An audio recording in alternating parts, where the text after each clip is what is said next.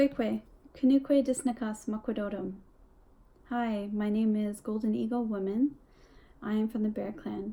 My English name is Norissa Mongrain. I'm Anishinaabe, Finnish, and Sami with family ties to Kippawa in Quebec and northern Finland. This is a presentation of my Capstone project and educational journey at the University of Waterloo in the Master of Social Work program. I wanted to start by acknowledging that I was the first generation to graduate from post-secondary and the first family member to be graduating at a master's level. This is important to note because it plays an important part of my life journey. Doing a master's in social work has been challenging but enlightening. It has definitely been an endeavor that I will remember for the rest of my life. As the only identified Indigenous person in the cohort, I aim to indigenize my research and write as much as I could to better relate to and achieve the competencies necessary to graduate from the program. Since I did not have family to guide and help me navigate the university experience, I created my own network with peers, colleagues, and community. It is through these relationships that I will be graduating from the program, and which my Capstone project is based on. Relationships. I wanted to encompass Indigenous theory in my project, which focuses on connection to the land, relations with people and all living things, and life balance, physically, mentally, emotionally, and spiritually. The basket I made is symbolic of the 4 nations, with the red, yellow, white, and black string. The 4 colors strings is a visual representation of the 4 races, cross-culturally working together at the macro, meso, and micro levels of society. The basket also symbolizes a safe space for communities to heal with the collective support of everyone. Traditionally, baskets were made to hold medicines, food, and water, all things that we need to live. In relation to social work, I look at this basket as a tool carrier, a reminder to continue my learning and develop skills to provide best practices, because that is what each individual and community that we work with deserves. A teaching that many elders have given me along the way was that learning is lifelong, and we must remain humble in knowing that there is always room for more growth and learning. From start to finish, I completed my Capstone project and program by following my traditional protocols of Anishinaabe teachings, respecting the protocols of the territory for which I live on, and the influence of the Social Work Code of Ethics, and of course, my program.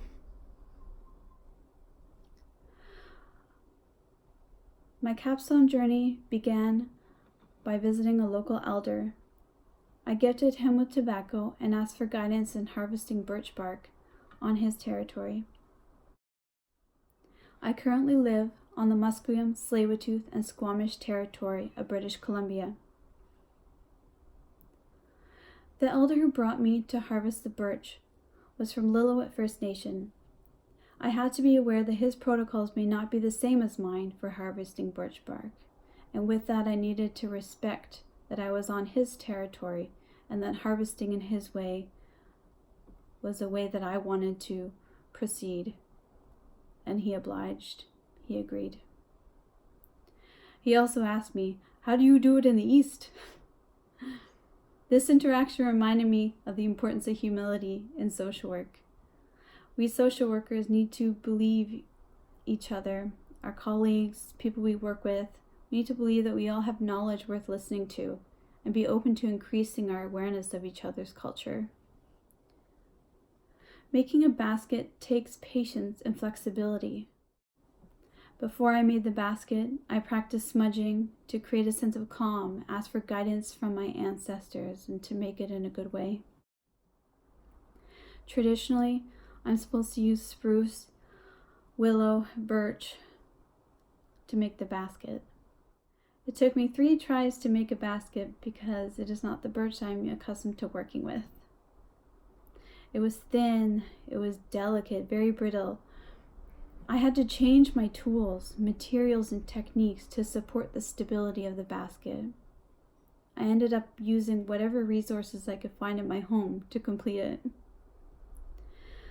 I ended up making the basket using birch bark, sinew, string, and cedar. The cedar is wrapped around the top, the rest is birch, and then the string all around it, and the sinew to sew up the sides. This experience has reminded me that the flexibility needed to complete the basket is a skill that I've learned from my practicum as well. When care plans do not work out the way social workers hope, policies creating barriers to services, or whether the circumstances of the person we are working with changes, we must evoke our creativity, strive for equity, and never give up. Being an agent of change comes with stresses, and we must acknowledge them. If I begin to get frustrated while working on something, my teachings always remind me to step away and take care of myself. I do this so I do not transfer negativity into the task I do or the person I'm working with. This concept of self-care was brought up several times throughout the program and in my practicum.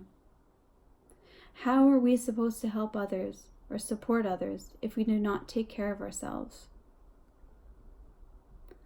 In order to avoid burnout or compassion fatigue, I must always remember to engage in self-reflection, unpack those feelings that are being triggered, and take care of myself by doing things I enjoy, crafting, speaking with family, friends, going for a walk, being with nature.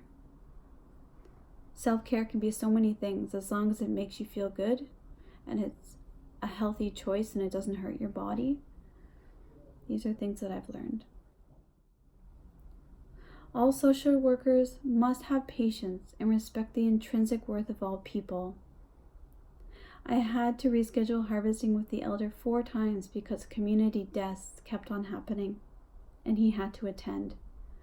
This was a great reminder to respect the role of elders, the role that elders have in the community around healing and health, but also remembering to be patient with the people that I'm working with on their healing journey. This approach reminds me of harm reduction in practice. Social workers meet people where they're at in their healing journey, continue to offer supports and opportunities to grow, and hold hope for the people they work with until they can begin to see that life can get better themselves because they are worth it. To summarize the Creative Capstone piece and program, I have been reminded to be proud of the Indigenous pedagogy that shapes my life and practice approach.